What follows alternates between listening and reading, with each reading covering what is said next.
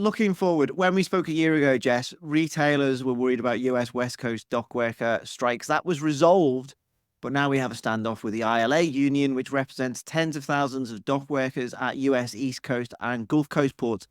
They are threatening strikes. Talks have broken down. How worried are retailers? Are they thinking of rerouting imports or exports? Maybe they did so already.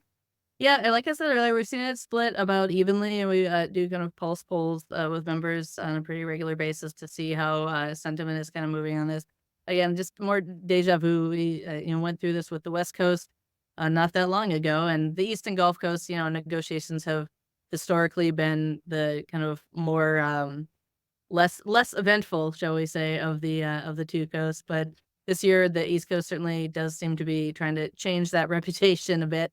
The bottom line is that the parties need to get back to the table and resolve this contract as soon as possible, and hopefully well in advance of the September 30th expiration.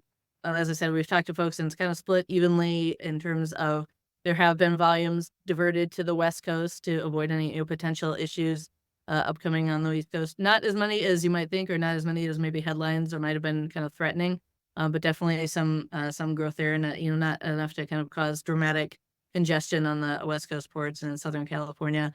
The others are moving those timelines up, like we talked about earlier, hearing definitely that it's happening to avoid even the potential for delays, just given the level of uncertainty, which, we like to say uncertainty is kind of poison for supply chains. So the other piece to that we see is those who are in kind of a wait and see mode, given the timing and a bit more lead time to kind of play with a little bit. But who knows? Perhaps the ILA walking away from negotiations the day before they were slated to start last week has maybe changed their wait and see mode, and has given them reason to kind of take a little bit more action. But hopefully we can get this wrapped up with a minimum of disruption, and not have to deal with yet another kind of 11th hour situation with a breathless last minute resolution. What odds are a Biden administration intervention to resolve this dispute just ahead of the elections? I mean, definitely the administration is watching this. Certainly, the timing, is not enviable for the Biden administration.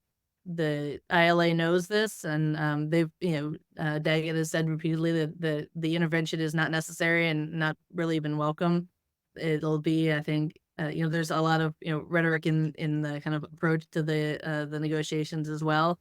But, I wouldn't be surprised to see intervention, but hopefully we can get it wrapped up, more in line with how we've seen previous negotiations go on the East and Gulf Coast without having things, quite so uncertain to the last minute.